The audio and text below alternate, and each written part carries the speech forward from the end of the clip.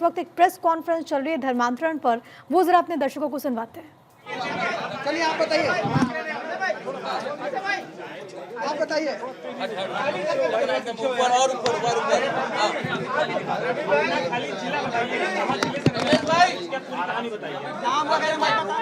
आप बताइए पूरी बात। नाम ना बताइए, जिला बता के शुरुआत कीजिए। जिला बता दीजिए, अपना जिला बता दीजिए।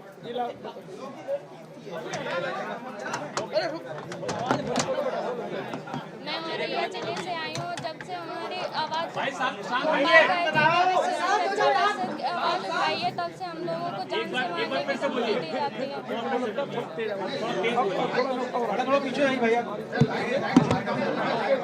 अगर शांति रहिएगा तो पूरी आवाज आएगी, क्योंकि मैं तो बोल सकता हूँ, ये बच्ची नहीं बोल सकती, क्योंकि ये आज इसकी डेट भी थी। इसको आज बहुत खतरा था, हमने कहा हो अपनी बात को रखो। और आज डेट के बावजूद काफी लोग इसको परेशान कर रहे हैं। बाप माँ बाप दोनों जेल में हैं, एक साजिश के तहत औरैया में। और ये जो अभियुक्त है ये रहने वाला फतेहपुर का, क्यों फतेहपुर का, तो ये सारी बात बताइए बेटा। मैं औरैया जिले से आई हूँ और जब से हमने विश्व हिंदू रक्षा परिषद के अध्यक्ष गोपाल राय जी ने हमारी आवाज़ उठाई है तब से हम लोगों को कई मुसलमानों द्वारा कोर्ट में घेरा जाता है। हमें और मेरे भाई को दोनों को जान से मारने की लगातार धमकी दी जा रही है। और आज मेरे मम्मी पापा दोनों को हम लोगों ने एक साजिश के तहत दोनों को जेल में भेज दिया गया। उसके मोबाइल में मेरे गंदे वीडियो थे और अगर उसके मोबाइल का डाटा सारा रिकॉर्ड हो जाता तो उसकी सारी असलियत पुलिस के सामने आ जाती। मेराज अंसारी आपको किस तरीके से बहला फुसला करके नाम परिवर्तन करके किस तरीके से फंसाया वो बताइए। वो मेरी मम्मी को 2019 में मिला था पापा की शराब छुड़ाने के लिए। 2019 में हम बाबा से मिले, छांगुर पीर बाबा से। उन्होंने हमें एक तावीज़ दी और दुआ पड़ी। उसके बाद हम अपने घर पे आ गए। उसकी रुद्र की बहन भी मेरे घर पे नाम बदल के आती जाती थी। 2024 में उसने कहा कि बाबा कानपुर आए हैं, उनसे मिल लो चल के। हम उसके साथ कानपुर चले गए। वो मुझे एक फतेहपुर मस्जिद में लेके गया, वहाँ पे मेरा ज़बरदस्ती निकाह किया। तब हमें उसका नाम पता चला, मेराज अंसारी है। वीडियो कॉल पे छांगुर पीर बाबा भी थे, उन्होंने मेरा नाम जैनब रखा था और एक सवा नाम की औरत को मेरी नकली माँ बनाया गया था मस्जिद में। 3 महीने तक उन लोगों ने हमें कैद करके रखा और उसके भाई भारत को इस्लामी मुल्क बनाने की बातें करते थे। 2047 तक वीडियो कॉल पे वो रोज़ बातें करते थे छांगुर पीर बाबा से। और उसके बड़े पापा पाकिस्तान में रहते हैं, वहाँ भी भेजने के लिए कहते थे, इसको वहीं भेज देंगे। क्या आप नीतू से भी मिली थी क्या कभी? नीतू को जब हम बाबा से मिलने गए थे तभी हमने नीतू को वहीं पे देखा था उनके साथ। अच्छा, क्या बताती थी, क्या कहती थी, उसके बारे में कुछ बताइए। वो किस तरीके से, मुस्लिम धर्म में सब कुछ है, हाँ, हिंदू धर्म में कुछ नहीं किस रखा है, तरीके से आपका ब्रेन वॉश किया गया, ये बताइए। नीतू ने ज़्यादा बात नहीं की, ये कहा था कि रुद्र भी बाबा का मुरीद है, तुम भी मुरीद बन जाओ बाबा की। ये बताइए, कोई किताब आप लोगों को क्या फायदा दी थी मिलेगा क्या? आपको, क्या बताया? सारी मुसीबतें तुम्हारी जो है वो सब हल हो जाएंगी, तुम्हारे पापा की शराब छूट जाएगी। और क्या ये भी बोलते थे कि बाबा का सीधा संपर्क ऊपर वाले से है, अल्लाह से है? अल्लाह से? हाँ, अल्लाह की बातें हाँ करते थे और कहते थे बाबा के पास बहुत बड़े बड़े अधिकारी आते हैं, सबकी परेशानियां वो दूर कर देते हैं। क्या आपने औरैया पुलिस में कभी शिकायत की थी? ये मामला कब आया आपने शिकायत? मेरे पापा ने शिकायत की थी, मेरी गुमशुदगी की रिपोर्ट भी लिखी है, लेकिन उन पे कोई भी कार्रवाई नहीं हुई थी। कब की बात है? जब हमें वो लेके गया था फतेहपुर। समय याद है? सन याद है? 2022 2024 में मई में। ठीक है, बोलिए अब आपको जो बोलना है सुरक्षा को लेकर। आप लोग क्या चाहते हैं इस मामले में, क्या कार्रवाई होनी चाहिए? आपको भी धमकी दी जा रही है क्या? हाँ, जब हम मेरे मम्मी पापा को दोनों में को जेल में भेज दिया गया। उन लोगों ने जेल में भेज दिया मेरे मम्मी पापा को। जब हम पेशी में जाते हैं तो कई मुसलमान मुझे और मेरे भाई को घेरते हैं और जान से मारने की धमकी दी जाती है। जब से हमने यहाँ पे बयान दिया है। क्या पैसे का कोई लालच आप लोगों को दिया जाता था कि इस्लाम नहीं, पैसे का लालच नहीं दिया गया हम लोगों। आपका धर्म परिवर्तन कराया गया था? हाँ, फतेहपुर मस्जिद में था। नाम हो गया था आपका? जैनब। ठीक है। अच्छा, पीछे एक और है, आप लाइव कर ले यार। आप 4 बार पीछे एक और लड़का है।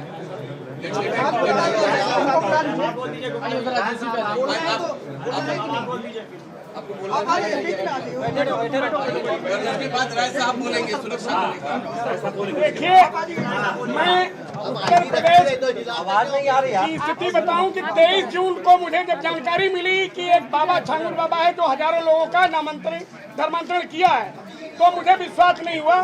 मैं 24 जून को मैं जाता हूं सीधे उतरौला थाना के अंतर्गत जो मधुपुर गांव है बाबा का। इतना विशाल कोठी देखने के बाद मुझे पता चला कि एक भिखारी पीर आदमी इतनी बड़ी दौलत कैसे खड़ा कर सकता है। और हमारे साथ लगभग 150-200 कार्यकर्ता भी हमारे थे। तो वहाँ कुछ दबी जुबान से लोगों ने सारी बात बताना शुरू किया कि साहब ये तो कुछ नहीं है, ये पूरा नेटवर्क फैला हुआ है पूरे भारत में, हजारों लोगों का इसने धर्मांतरण कराया है। और ये बात खुलती खुलती चली आ रही है। जैसे मैंने अभी आपको दिखाया कि एक ऐसा व्यक्ति मेरठ का रहने वाला है जो एक जा करके विदेश में बस गया है, और इसका नाम भी हमने आपको बताया कि ये देखिए, ये चेहरा है इसका, ये क्या नाम इसका? बदर अख्तर सिद्दीकी, यही लड़का है वो। ये आपको भी बताया था यही। और नोएडा के अंदर इसने अपना कारोबार बताया, ये मेरठ का रहने वाला बता रहा था। तो इस समय ये विदेश में जो है वहीं से संचालन कर रहा है। तो निश्चित रूप से मैं आपको बताऊं, अभी हरियाणा जो तार की हरियाणा में ये 12 जुलाई और 13 जुलाई को एक छांगुर गैंग का आमिर और उसकी बहन नेहा, ये दोनों गिरफ्तार हुए हैं हरियाणा में। ये 12-13 जुलाई की बात है। ये नेटवर्क इतना लंबा है और कब किसकी ये सब हत्या कर दें, क्योंकि हमारे यहाँ और बच्चियों का भी, आपने बच्चियों के मुंह से सुना, बच्चियां इसलिए बोल नहीं पा रही हैं। तो सुरक्षा की आवश्यकता, सरकार पहले जांच करा ले, अगर है तो निश्चित रूप से इन सब बच्चियों को दे। हम डरने वाले नहीं हैं। अरे हमारी हत्या होगी, गोपाल राय कोई और फिर होंगे, यहाँ बहुत लोगों की हत्या हुई है। अब हिंदू आदि अगर कोई आदमी उठा रहा है, अब हमको कई जगह जाना पड़ रहा है कि जहाँ हिंदुओं का उत्पीड़न हो रहा है। उसी तरह हम मुबारकपुर थाना क्षेत्र के बम्भौर गांव में गए थे, तो वहां जब लोगों ने कहा कि इसी गांव के पिस्टल से गुलशन कुमार हिंदू गायक की हत्या हुई थी, और मैं गया वहां पर हिंदुओं का उत्पीड़न हुआ। कुछ बच्चियां जो दलित थी, पिछड़ी समाज की थी, उन्होंने कहा मेरे साथ जो गलत काम हुआ मैं उसको बयान नहीं कर सकती।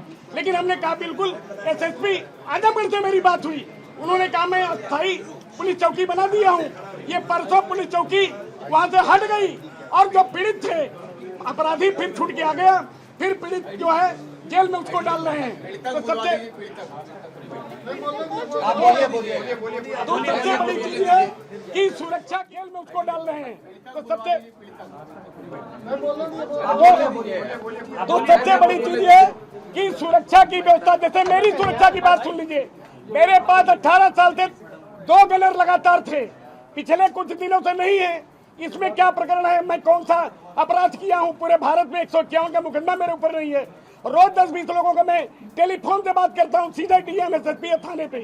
जैसे इसका मुकदमा नहीं कायम हो रहा था, ये बच्ची फोन की, मैंने तुरंत इंस्पेक्टर से कहा मैं विश्व हिंदू रक्षा परिषद का राष्ट्रीय अध्यक्ष बोल रहा हूँ। हम लोग डरने वाले नहीं है, न हत्या से डरने वाले।